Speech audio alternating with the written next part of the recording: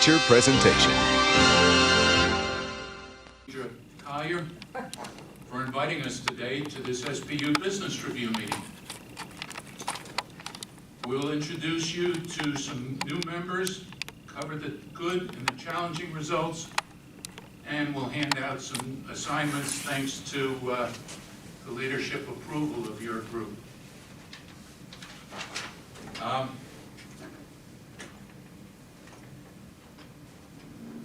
As most of you will be able to see, the SBU experienced good sales.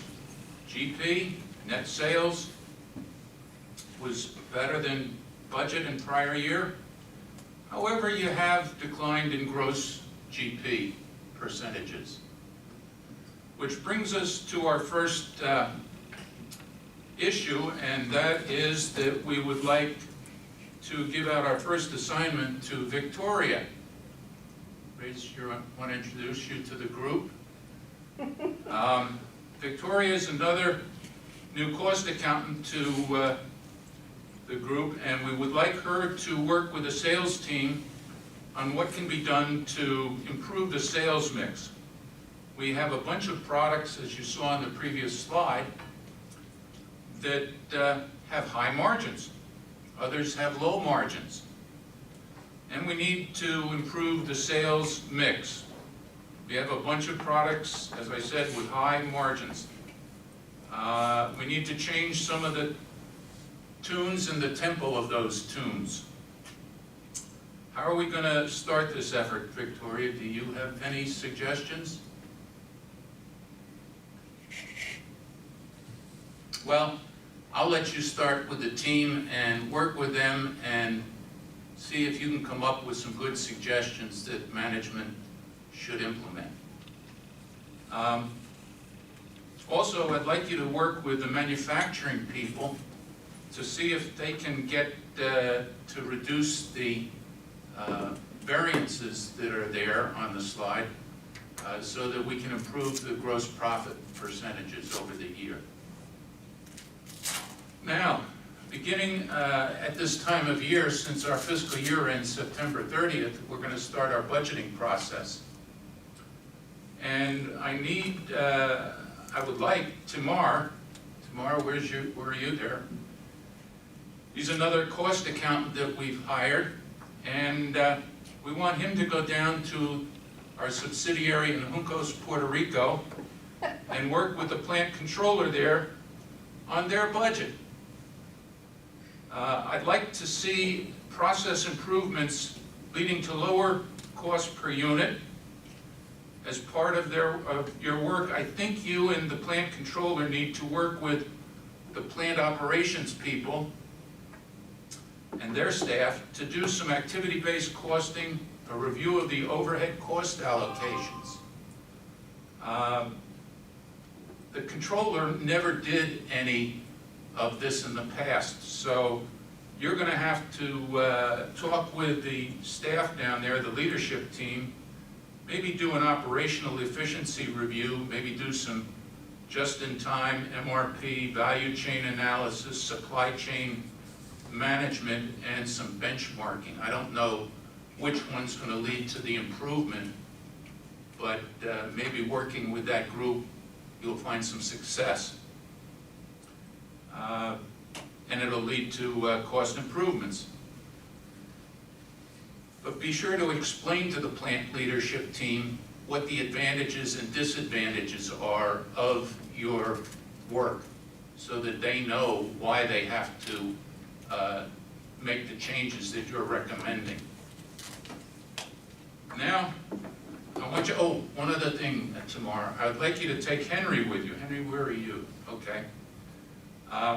Because I'd like Henry to work on next year's transfer pricing from the subsidiary up to the U.S., and then we'll have it in our warehouse for sale.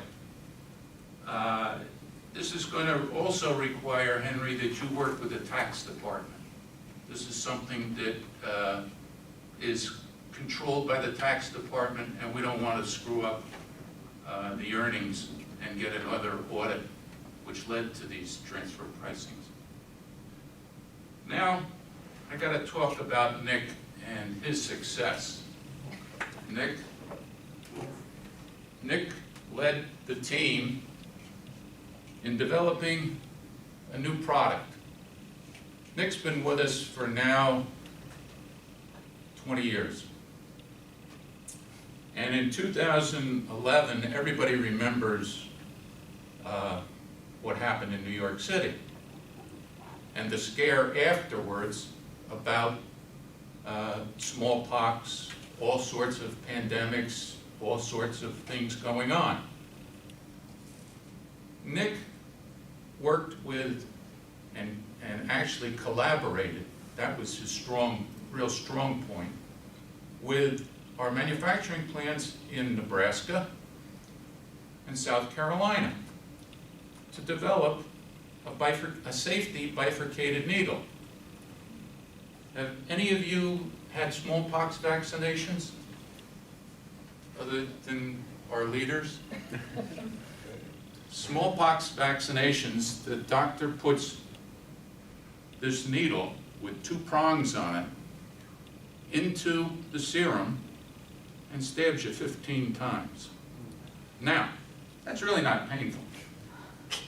But the pain was difficult, which he worked through with his team.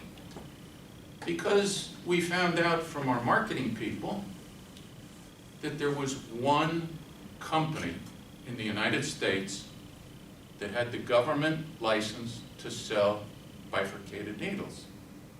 And all they were doing was they were taking this piece of steel wire that has the points on it, okay, putting it in a package and sending it out. This, though, has the hub. The plant in Columbus stamps the needle and sends it to Sumter, South Carolina. They have what are known as Vacutainer manufacturing capabilities, Vacutainer needle, which actually uses this same hub. So all they had to do is interrupt their line, run this through their equipment, put the hub on, and then put the safety packaging on.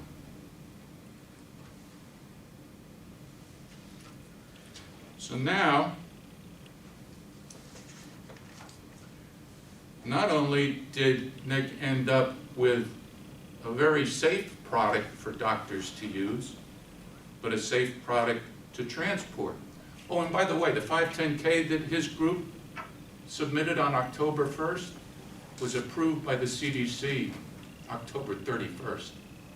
The fastest 510K approval in the company's history. Don's been running you through some real-world situations. Why?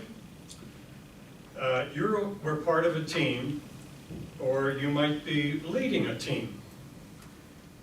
You are using your knowledge and skill to consider various options. You are driving business performance by promoting the highest ethical standards for internal financial management practices. And you are helping create value inside the organization. This isn't just limited to cost accounting. It is drawing on all your accounting and financial courses in college, and maybe your certifications as well. So that sort of explains why I asked for your names in advance, and if I had some input from Hackensack, I'd have included those students too. Unfortunately, I don't have that capability. They haven't emailed me back yet. Yeah? It's okay. Here's today's agenda. Careers in Management Accounting. What is the IMA?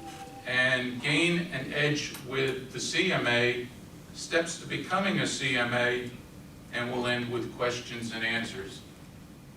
So, with that in mind, our next slide is going to be led off by Alan Chandler. And I can tell you this, he's got many years of experience, and I'll let him continue because, oops, I thought I had advanced it. One more.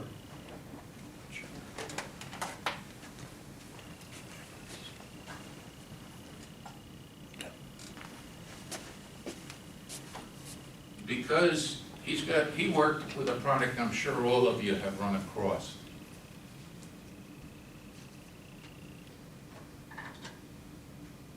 Thank you, Don. All right, I'm going to be taking you through careers in management accounting. I know while you've been through and learning your knowledge of the accounting and finance area, the question becomes, well, okay, what happens when I graduate? What comes next? Now, if you just take a moment to look at the slide, I wanted to make a couple of points to you which will help explain and give you some takeaways from my presentation as to what to expect after you get out of college. So you'll note that my career is basically divided into three major sections. The first being public accounting, when I worked for PricewaterhouseCoopers and was actually became a New Jersey certified public accountant.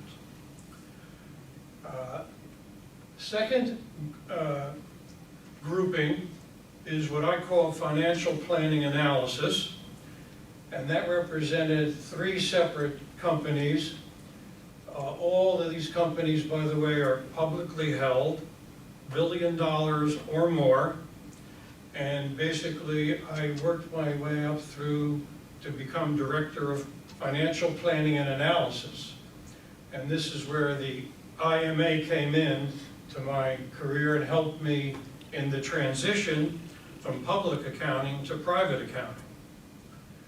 The third tranche, if you will, of my career was Vice President of Finance and Administration, or CFO.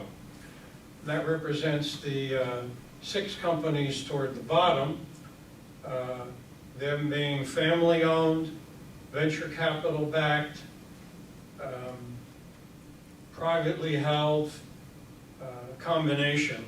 And generally they're in the $50 million and below range. So what I'm trying to initially point out is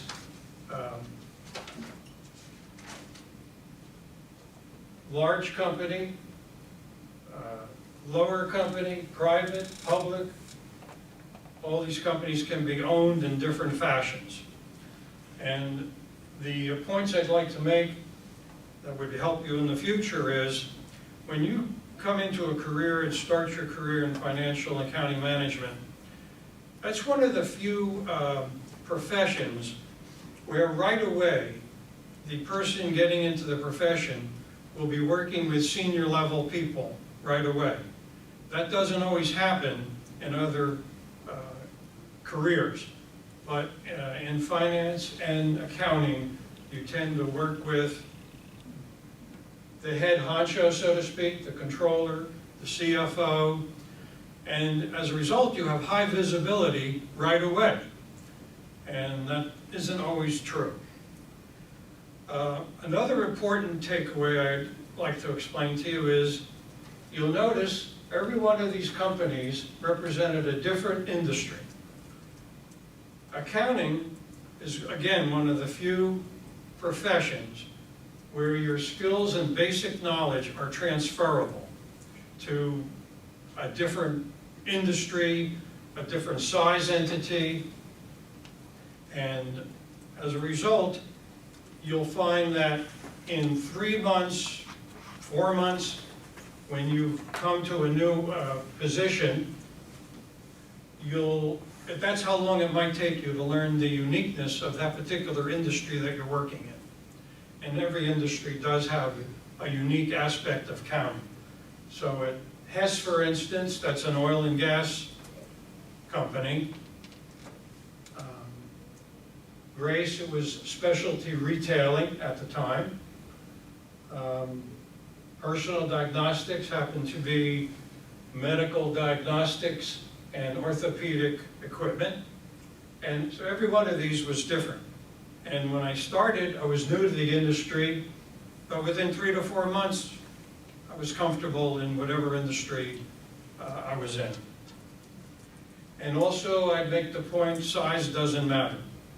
Yes, it's easier for me to go from a large company to the smaller company, but you can do the opposite. So a lot of flexibility in the accounting profession, both size, location, different industries. A lot of other professions don't allow that type of switch. All right, so now that I've kind of got your interest in what happened to me, I'll explain to you now the key difference, management accounting versus public accounting. So on the right, you'll see that in public accounting, you are an external, you're not an employee of the company. You're working for one of the CPA firms in the industry. You're an employee of that entity. And you're mainly coming into your particular consultancy position to check on the company's, you're doing an audit and tax work to help the company to see if it's in compliance with regulations, financial regulations, the Financial Accounting Standards Boards, SEC, and other regulatory agencies to see if that company's financial statements and SOX are in regulation. On the left side, you see the management accounting path, and where you're internal to the company, an employee, and your main focus is developing, implementing, managing, and reporting. And so the two are, I won't say diametrically opposed, but there's a significant difference in what you're doing and who you are.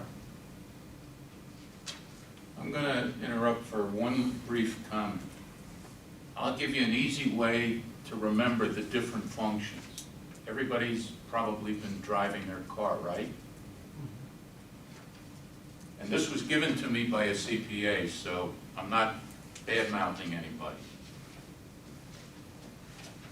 These folks are looking out the back window of the car, and this side is looking out the front window, driving the car, accelerating the gas pedal, hitting the brake, making sure we don't hit people in the crosswalk.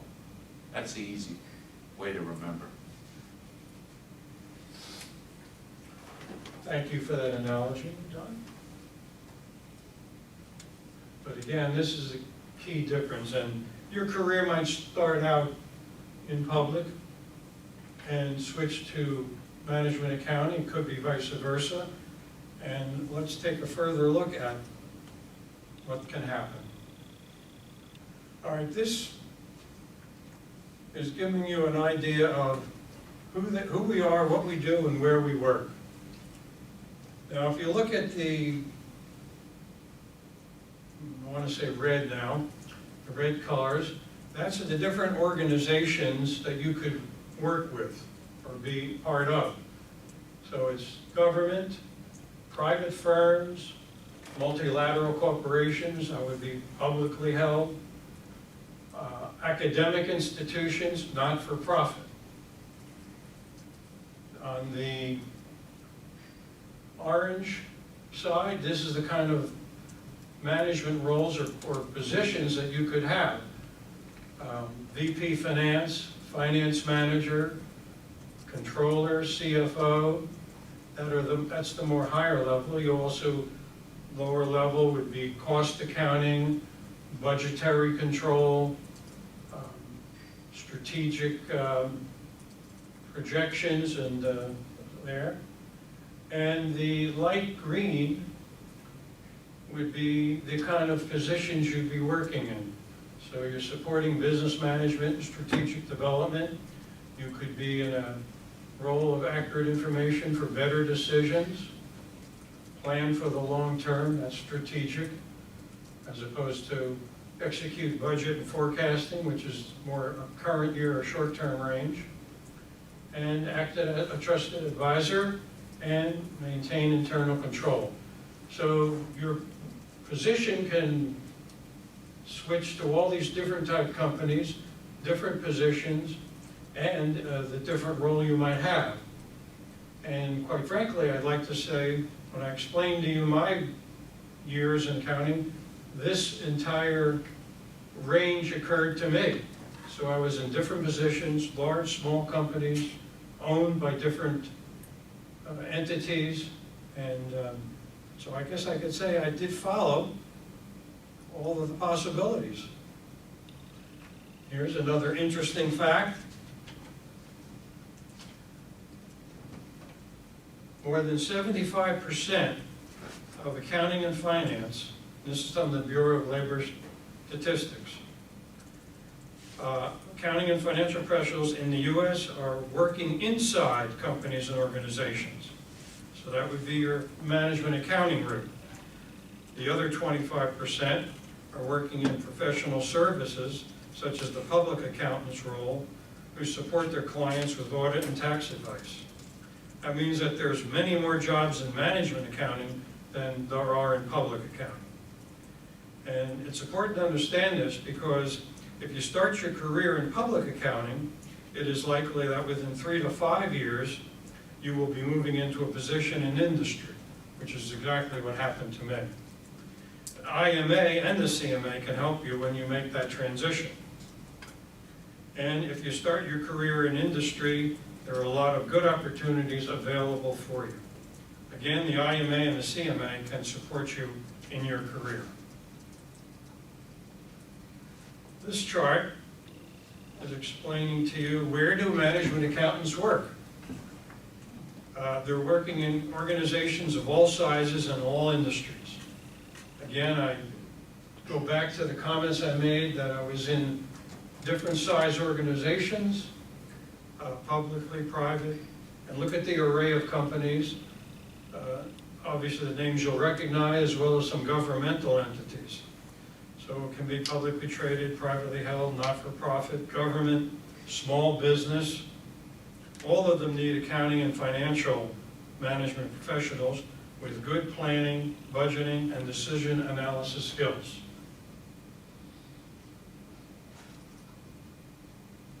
And here's a real live example of an individual, CMA and CPA, Adam Milano. As you can see, he works for Deloitte in Chicago. He took his CMA test while he was a senior in college. The CMA test will be explained a little bit later after my presentation. He uses his management accounting skills to better support his public accounting clients. Deeper knowledge of topics such as cost management, performance measurement, risk analysis, which are all tested on the CMA exam, provides Adam with a better understanding of his clients' needs. Adam advises you to tackle the CMA exams as soon as you can. He was able to fulfill the CMA work experience requirement as an auditor. And that's one of the things also when I was working in public accounting and transitioning into management accounting, I was able to use those skills learned to help my clients that I was auditing. So it made me more value added than just checking someone's compliance and doing a checklist. So all of that made me a more valuable person even while I was in public accounting. Okay. Now we're switching topics now, and we're going to talk about what is the IMA, and we're going to meet Linda Devenish Mills, who will be explaining that part of the presentation to you, and I hand it over now to Linda. Thanks, Alan. So good afternoon, everyone. So as you can see, when we do presentations with Don, we're well prepared, and we usually work by a script, but I actually like to do a combination of both, by the script and non-scriptive, just to have more of an intimate dialogue with you all. And this room is a little bit too quiet for me, so I just want to give you all an opportunity where, so far both Don and Alan have shared a lot of information with you. And was just want to check in before I talk to you about my portion of the presentation to see if you all have any questions that we can possibly, address at this time, just to make it a little bit more interactive between you all and us. Any questions so far? Yes, sir. Would you recommend starting at like an auditing firm or starting in like a corporation, accounting-wise? I think there's a key word you're going to hear more about. It depends. Yeah. Heard that a lot. And you've got to learn to use it, because when you're on an interview, you might not want to go in the wrong direction until you find out a little bit more from the interviewer. Right, I would say, to chime in on that, that really, the answer to that question would be different for every one of you here in this room. You really have to determine what you think you want to do, where I don't envy you all being, well, I do, I envy you and then I don't envy you. The reason why I envy you all, because you all are so young, and it's been many years since I've been in your age group. But what I don't envy you is, I can talk from, we probably all can talk from our experience that, you won't know exactly what you want to do until you get into like mid-year throughout your career. Now, as you can see from my slide, I'm also very proud also of the wide, vast array of companies that I worked for. I'm very proud of the fact that most of these companies you should be familiar with, whether it's directly tied into the accounting profession or in industry.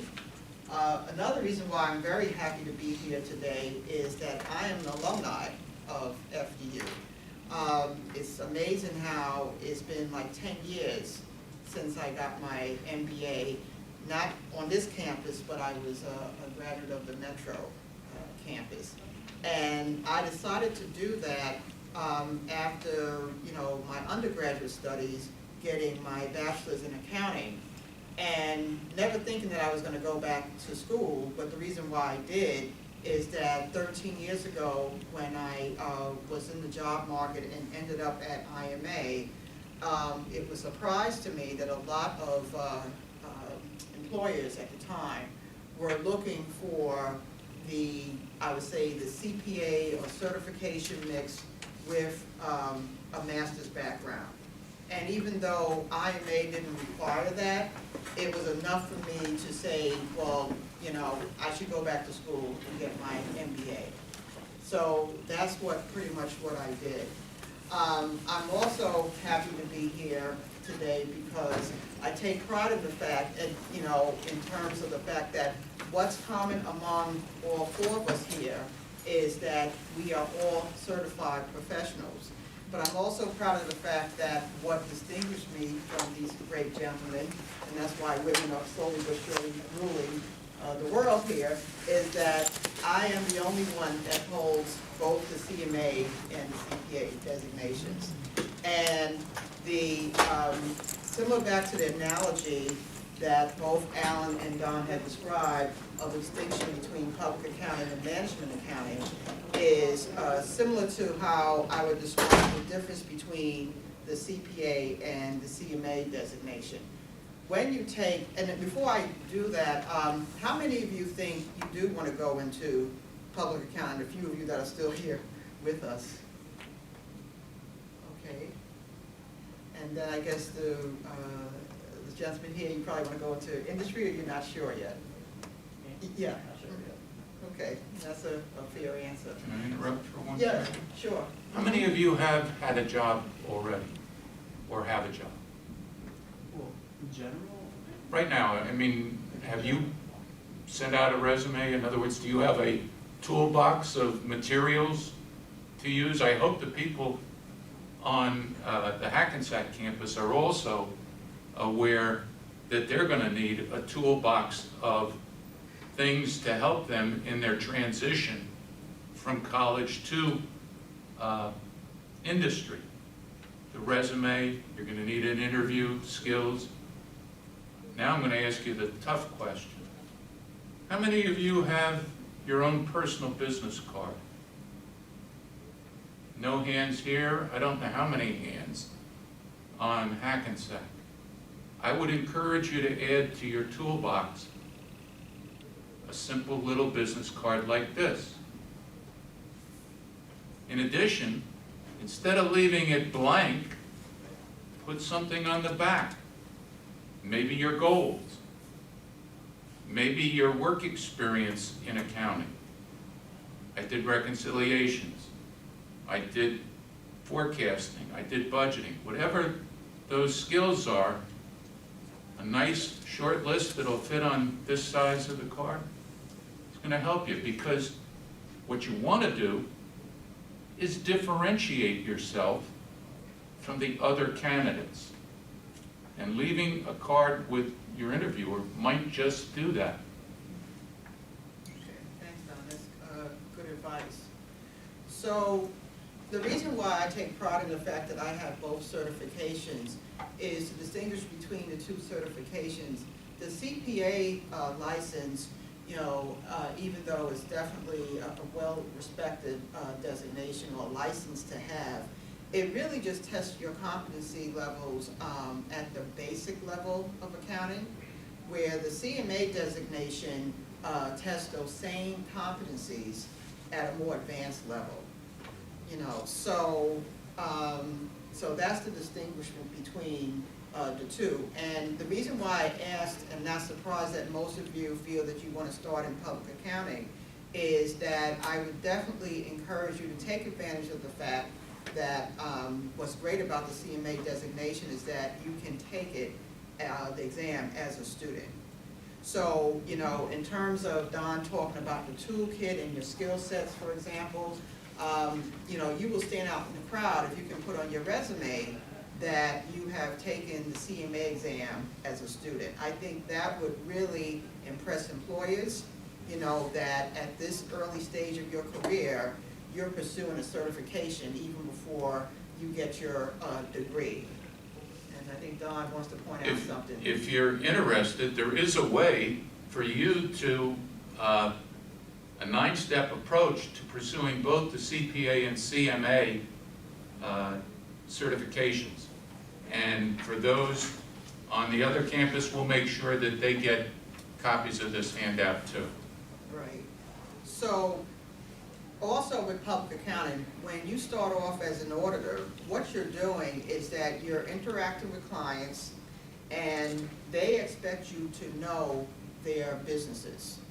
You know, so, and it is, in fact, again, with the two distinctions of the certifications, the CPA license is great in terms of you having the technical accounting finesse that you need as an auditor, but the CMA designation also is a great designation to have as part of your toolkit, because you need, even at entry-level, as an entry-level auditor, high-level analytical skills to analyze your client's business.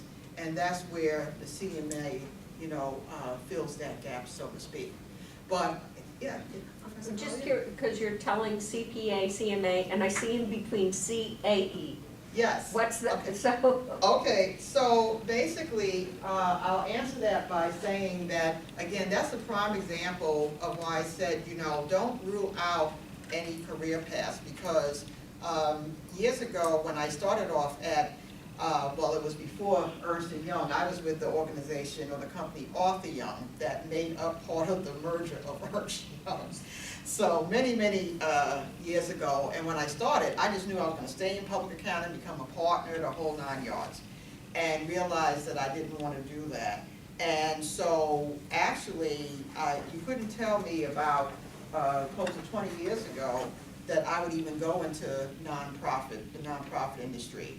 So I've been in the nonprofit industry since 1999, when I started off with the American Institute of Certified Public Accountants, and now I'm with IMA. So what I've been doing all throughout my career is identifying either advanced degrees or certifications that are applicable to my experience. So the CAE is the Certified Association Executive designation, and it's a designation for professionals in the nonprofit industry, you know. And actually, that's another piece of advice that I would give you all, is that when you start looking around to organizations that you want to pursue in terms of employers, look for those organizations that will support your professional development. Because that was the main reason why I do have all of these designations, because prior to IMA, and I've been with IMA now for 13 years, I had the bachelor's degree and the CPA license. All of my other designations was fully paid for by IMA, and that's why I was able to get those designations. So on that note, let me talk to you about what I was supposed to talk to you about, and that's IMA. So actually, Don, if you can advance the slide here. So actually, IMA, the Institute of Management Accountants, is the organization that endorses the Certified Management Accountant designation. And actually, what's great about the organization is that it's a global organization, and even since I've been with the organization, it has grown so much to the point where this slide actually is outdated.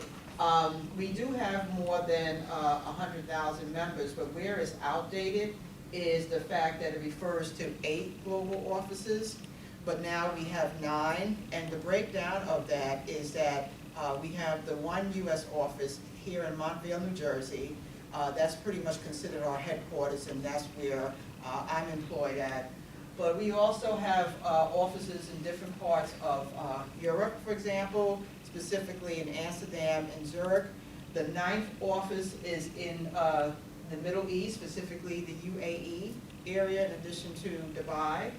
And now we have 4 offices, between 3 in China and 1 in Singapore. So we are constantly growing, and it's great that we have CMAs all over the world. And another advantage of the CMA designation is that it is recognized all over the world as well. The CPA license is just restricted as being recognized in the US, but you know, I guarantee you that most of you, if you do eventually go into industry, you're probably going to be working for multinational corporations. And it would be great, let's say, if you get an assignment in Amsterdam and you have the CMA designation that is very well recognized and respected in that area. So that's another reason why you should seriously think about getting the CMA designation.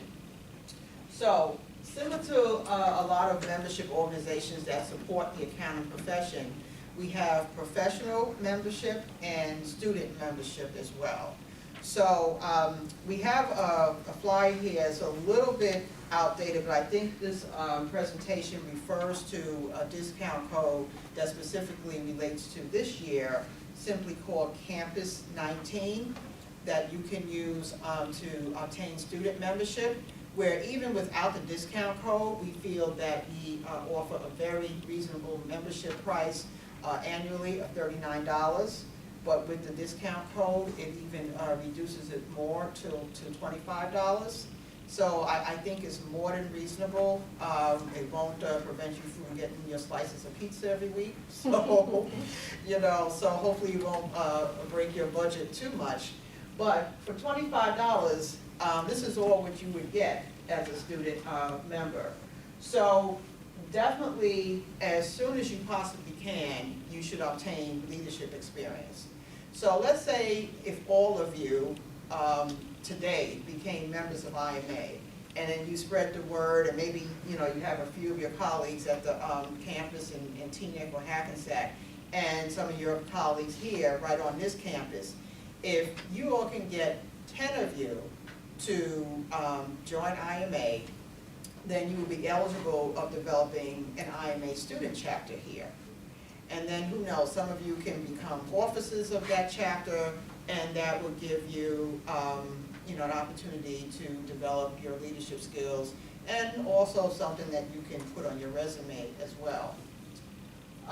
You would be exposed to, as I said earlier, a network of over 100,000 members all over the world. So again, with that network, especially as you get closer to graduation and you're starting to look for job opportunities, that network can possibly, help you with employment, especially if those members are employers that are in hiring positions.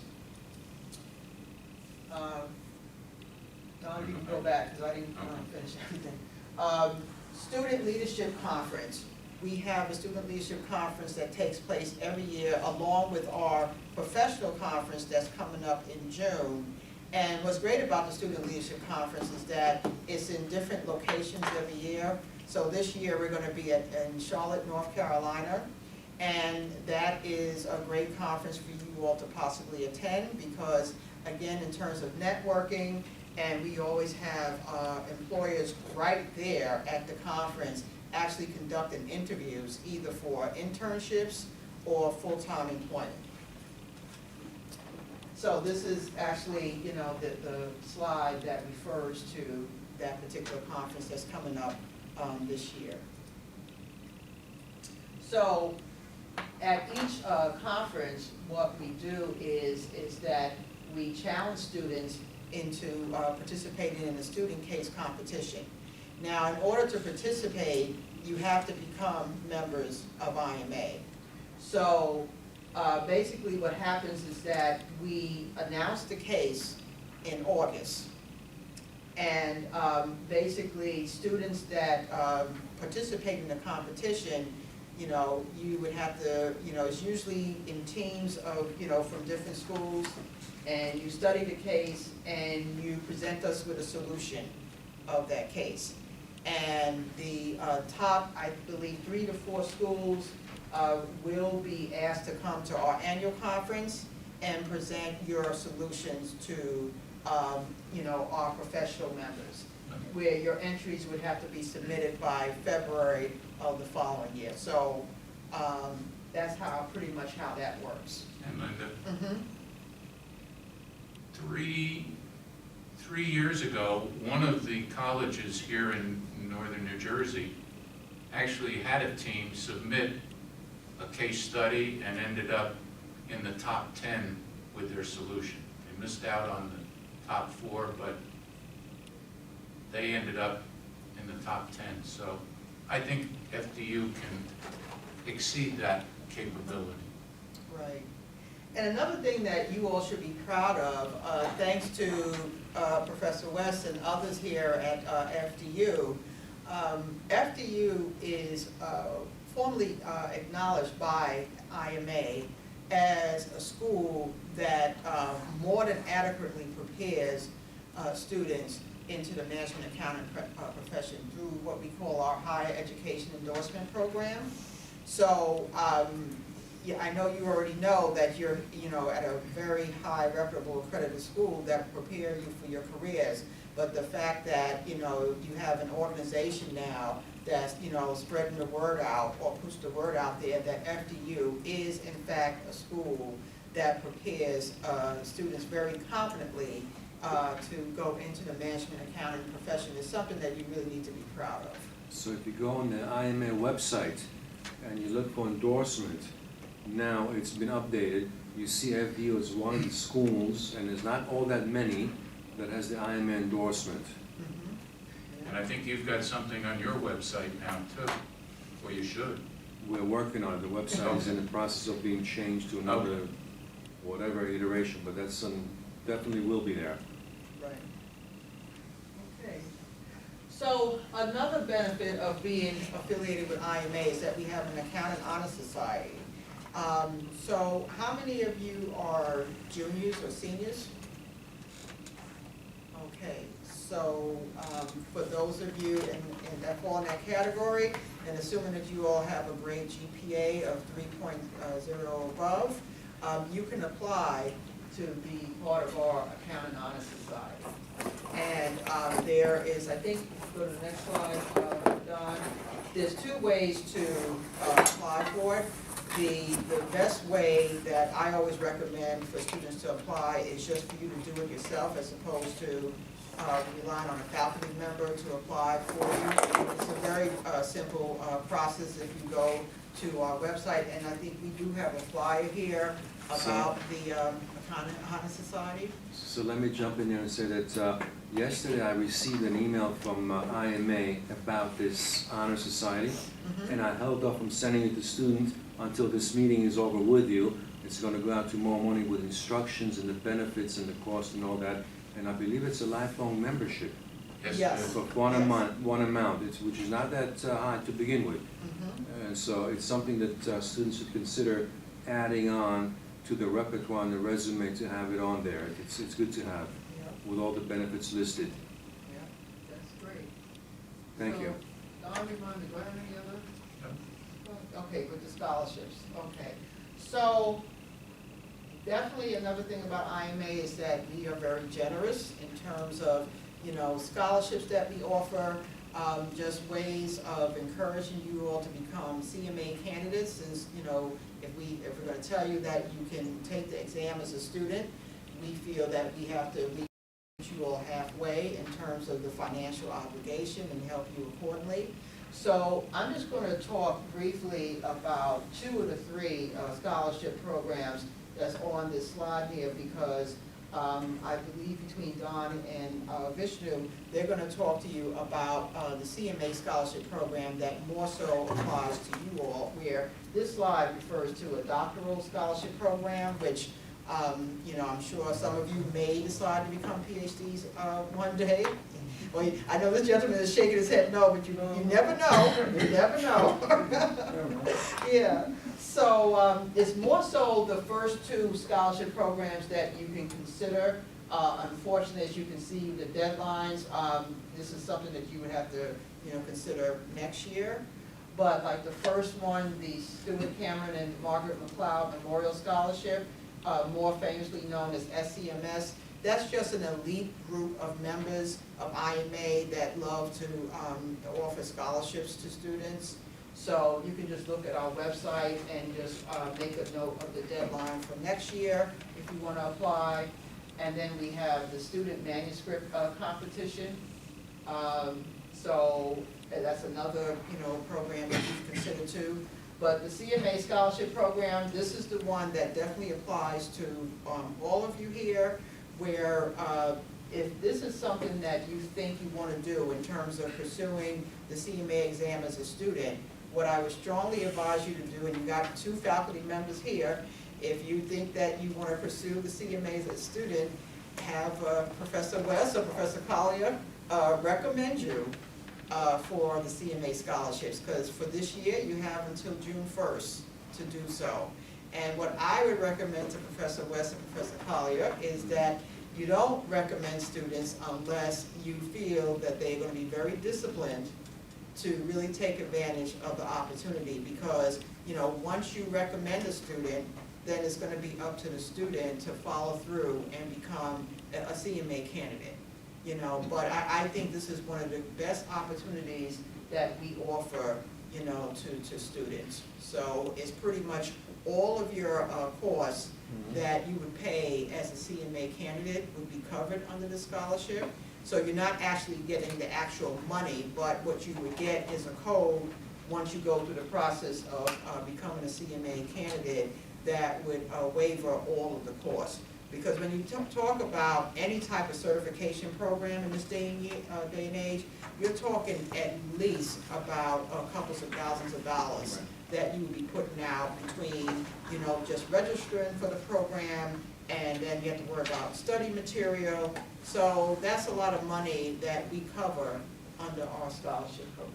And I think it's 10 per school by any chance? Is that That's the number? correct. That's correct, yes. So FDU can, until June 1st of this year, can recommend up to 10 students. Students. Yeah, yeah, and definitely I would say now that you all are recognized under your program, it would make sense for you all to recommend students. And we've done that the last 2 years, I believe, with Professor Brzezinski.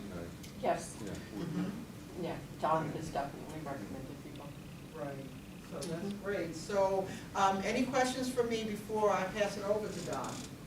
Based on what I've covered about IMA, the membership, I know you're gonna hear more about the CMA. So, if you don't have any questions, definitely then I will pass it on to Don at this time. I appreciate that, thank you, Linda. And I'll let you read this slide because I want to move on to the Morris Essex chapter before going on to the CMA exam itself. We're a chapter that's been around for 90 years helping management develop successful accounting and financial leadership here in northern New Jersey. There are other chapters, for example, the Hackensack Teaneck campus might be interested in those students in affiliating with the Bergen-Rockland Meadowlands chapter. There's a Raritan Valley chapter, a New Jersey Shore chapter. There used to be a Trenton chapter, but they're being phased out only because their membership has been uninterested in retaining a chapter affiliation, but they're moving to other chapters. But as a chapter that's been around for 90 years, we help people starting their career. We have them, people that will become mentors for you. If you want to practice interviewing techniques, we have people who can help you there, resume writing, things like that. You have 24/7 access to information tools by contacting the morrisessex.imanet.org, and you'll be into our newsletter and what have you. And any discussions. Those in the chapter are part of the leading professional designation, myself, 100 of our 234 members. We have lifelong learning. We have monthly meetings once a month. Next month, you'll see in a moment, we'll have another professional development meeting.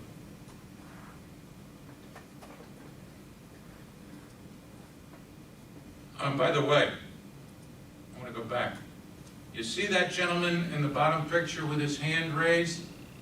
That's Marty Latman, the best networking executive in the state of New Jersey. You want to get to know Marty if you want to get a new job. And these are some people who received awards at our CMA recognition night in February recently.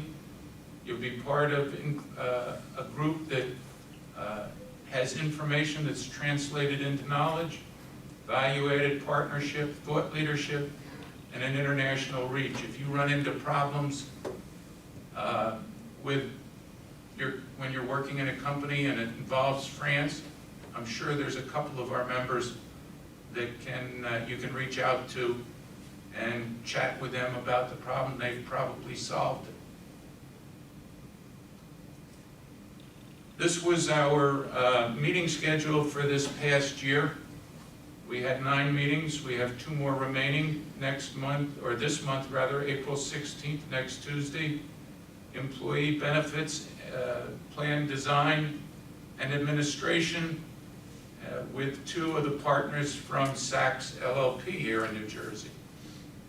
And our final meeting in May is going to be about financial analysis with a CPA from Eisner Amper. So, and we've had Marty speak last month. Incidentally, I said he's the best networker. NJIT brought 15 students to that meeting, and they were all on spring break.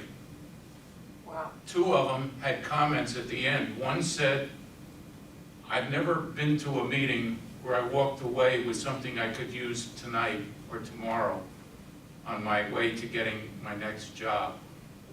And another one, because Marty talks about success, said, "I've been an athlete for a number of years now, and I'm moving on to hockey. But I've always dressed with a coat and tie before a game or before going someplace, and it's been noticed by the coaches. So dress for success was one of his points, something to keep in mind. We're going to gain an edge with the CMA. What is it? It's a globally recognized certification in management accounting. It focuses on advanced skills in accounting and financial management. It enhances strategic thinking. CMAs can explain the why behind the numbers.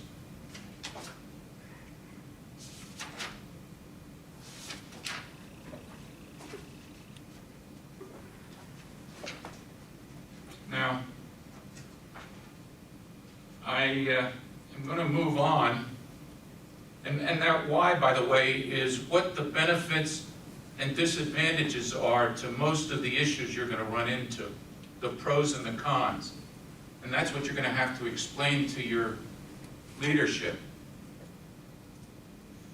This slide's going to go very quickly. This is the current year's exam structure. It's going to be used in the June round of exams and the October round. But it's going to be quickly replaced next year with the 2020 exam content. Both this year and next year, you've got 4 hours in each exam. You've got 100 multiple choice questions, and you're going to need a 75% or higher score in the multiple choice to move on to the second part, which is 2 essay scenarios, which are like mini case studies, and they'll be evaluated and you'll get credit. This also provides a listing of the new content. They've basically taken some of the emphasis off of the other items to add time for this content in this section. And it's one of the more important contents for what's happening in the accounting industry. The second part includes the professional ethics portion. Here's a little bit of what you're going to need to understand about the technology and analytics domain so that you stay current in the accounting profession as you progress. The information systems portion, data governance. People today saw executives from the banking industry grilled. Governance was one of the key things. Also technology and information systems and data analytics. The ethics, the new section is moral philosophies and values, the ethical decision making. This slide is very important, I think, because it's what does it mean to me? What's in it for me? Yes, you're going to be able to, over your career, earn 47% more in total compensation than non-certified accountants. But more importantly, because the IMA's high ethical standards of conduct, the CMA is a prestigious designation. You earn dignity, prestige, and respect with this designation from all the functions in the company that you're working with, and that's a priceless value. I had a situation with the bifurcated needle where I left the meeting at night very disappointed. Didn't look like we were going to be able to make a sale. Came in the next morning, the operations manager came to me and said, "Don, I'm going to need your help." I said, "What?" He says, "I got an idea. Our first run of bifurcated needles is coming out of the sterilizer tomorrow. We could ship that 250,000 units to the customer. But I don't have 250 other thousand units. How about if I took 250,000 of the wires, sent that to the customer, and we swapped those wires out and replace them with the second batch coming out of the sterilizer in 2 weeks. I said, I can make it happen for you financially. You gotta talk to the marketing people and see if the customer will accept your idea. 3 hours later, the customer accepted the idea.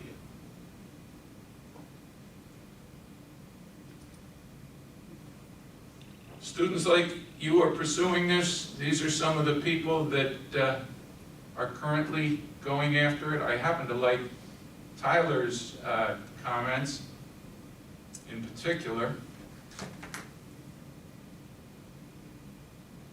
But I want to move on to steps to becoming a CMA.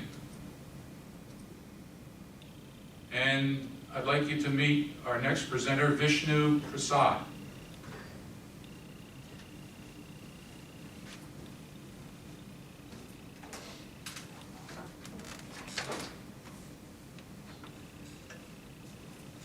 Good afternoon, everyone. Just a little bit about me. I graduated from Rutgers in 2012, not too long ago. And I got my CMA in a little under 2 years ago. And I can tell you right now, once I got the CMA certification, it definitely changed my perspective on my career. I feel like it empowers you to become an owner because it definitely changes the way you think. It makes you more analytical. And you definitely build that trust with other people within your company. And so a little bit about my career path. I interned with Wyndham Worldwide, pretty much an internal audit. Then shortly after my internship, I was with Mondelez for 3 years, where I was working in corporate accounting. Then I was with Mars, and now I'm currently with a smaller food importing company called IMA Foods. And I'm just going to kind of speed this up. So the requirements is that you have to complete parts 1 and 2 of the exams. You have to get a degree, and then you have to have 2 years of work experience. Pretty much the work experience, you could just get your manager to sign off. And to maintain your active membership in the IMA, you have to complete 30 credit hours in CPEs a year, which is pretty easy given the events we have, different workshops and online seminars. And so we have a bunch of different testing facilities that's done through a company called Prometrics. You have three different testing windows throughout the year in which you can take the exams in. The exams, you can schedule them at your own pace. On average, the candidates do them within 12 to 18 months. But you have a 3-year window to complete both parts. And then another thing I want to note is that if you go on the IMA website, you also have a handbook which kind of details out all the steps for you. And here we have some of the rates on getting started. As you can see here, you can also join the IMA for just $25 using the campus code.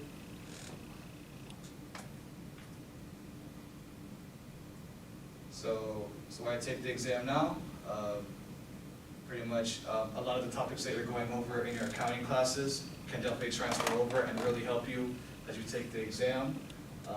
Because as you start to progress in your career, you become less in tune with what you studied. Sometimes you tend to forget topics, so it's always good to do it fresh, makes it a lot easier for you. And I can tell you this from experience.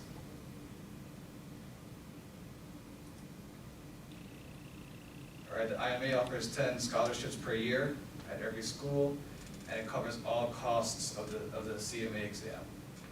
I'm sorry, the CMA program.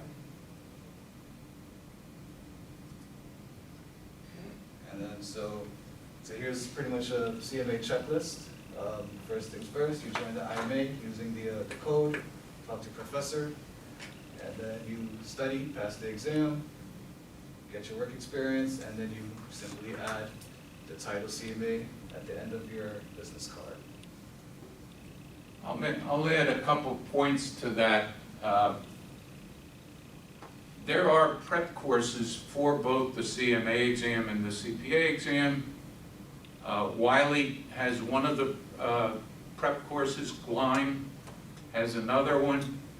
Our chapter, the Morris Essex chapter, has a discount rate of 25% with Glein.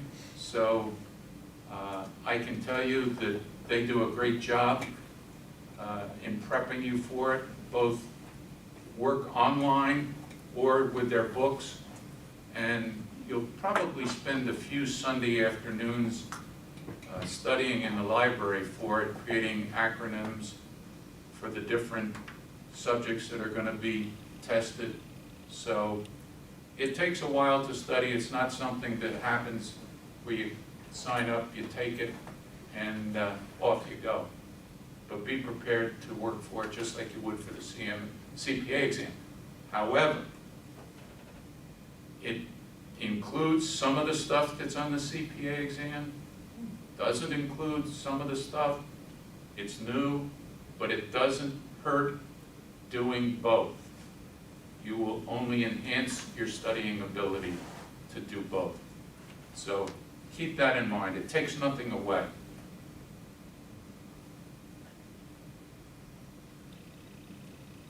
All right, and any questions? Yeah. We have any questions? Go ahead. Oh, yeah, I had a question, mainly for Linda, because you said you had both the CPA and CMA. Which is harder, and like, which would you recommend taking first? So that's a great question, and I'm always, address that question where both, there's no certification program that's not, hard. So they're both hard for different reasons. I think, as I think Vishnu had said, that to make it easier for yourself, don't do like I did, because I took the CPA exam exactly right after, I graduated, from college. So, but not that it made it any easier. I would say two things to make it easier for yourself is, similar to like what Don said, don't underestimate or take in any certification program or exam saying, oh, I'm gonna sit for the exam just to see how it is, so to speak. When you take these certification examinations, you really should be, just make sure that you're over-prepared as opposed to under-prepared. Make sure you look at the content specifications for each program and make sure that no matter what questions you're hit with, you are, adequately or more than adequately prepared to answer the question. So this way, when you actually do sit for the exam, you can actually have a nice smile on your face and say, oh, I'm very well prepared to address, these questions. So what made it harder for me is that with the CMA exam, I was so much older by the time I took the exam, so I wouldn't necessarily, suggest that route for anybody. So, but in general, both exams were hard for different reasons. I think with the CPA exam, it was hard for me because I was still literally, quote unquote, a kid, not mature enough to really take on, that, type of discipline or whatever. And then with the CMA exam, two reasons why I would say it was hard, because as I said earlier, it's testing you at a more advanced level. So maybe to answer your question, that's what made the CMA actually harder than the CPA license to a certain degree. But they both are, challenging exams for different reasons, and you would just have to be overly prepared for each certification program. I'll add two things. One, look at the 9-step method. That might have the actual answer for you. Number two, I had an experience about 7 years or 7 years ago. I had an older gentleman who had passed part 1. He was having great difficulty with part 2. So he called me and said, Don, what do you think we could do? He says, I'm really not sure I want to finish the CMA exam. I said, you should, number one, finish it. At your age, where you are working, it'll help your career. And I said, just get back up on that horse and ride it to completion. we have 2 members now, we used to have 3, who have done live preparation courses. We actually started the live preparation course up again shortly after Linda and I did a presentation across the street at Quest Diagnostics about 12 years ago it is, yeah. So we have 2 members who have taught the live courses. So if you have issues where you're not sure what's holding you back, we can direct you to people who can actually help you.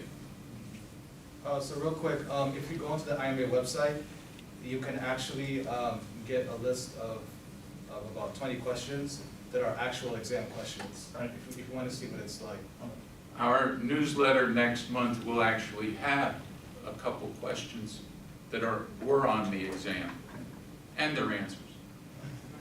What I would add to also, now that I think about my experience, what is important, in addition to just knowing from a technical perspective, being prepared for these exams, time management can either make you or break you with these exams as well.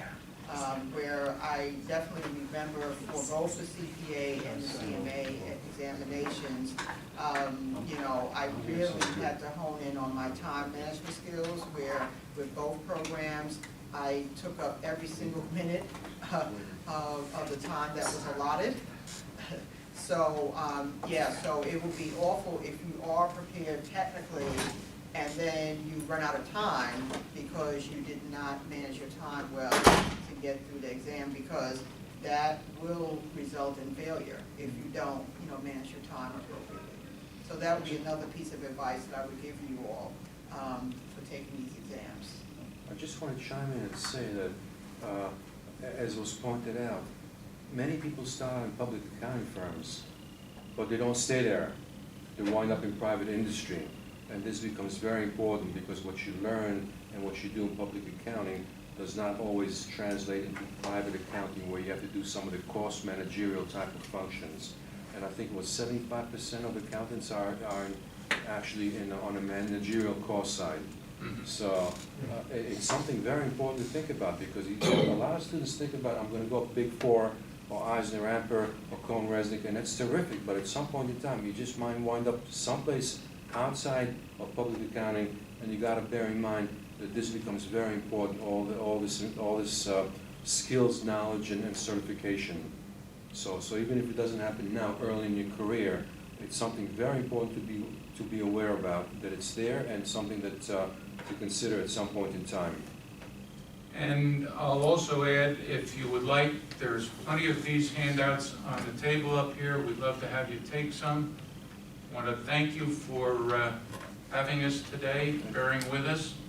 We'll make sure that some of these handouts are available to Hackensack and Teaneck people if they let us know. And I'm going to grab some and put in my file for Okay. anytime something comes up that I can hand these out. These are the speakers today, and I don't know how this slide jumped into the deck, but that happens to be the current CFO of Becton Dickinson. It was in an FDU magazine.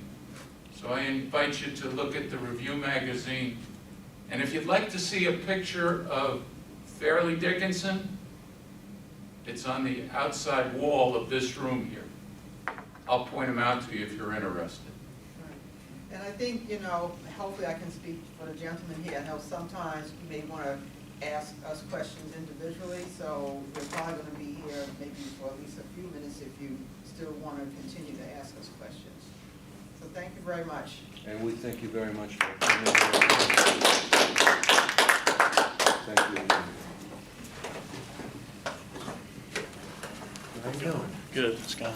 You're supposed to sign one of these things, and so I can give you one of these VIP little Oh, yeah. cards. I can get one of them, yeah. So come by sometime. Okay, you have it? All right. Okay. Thank you.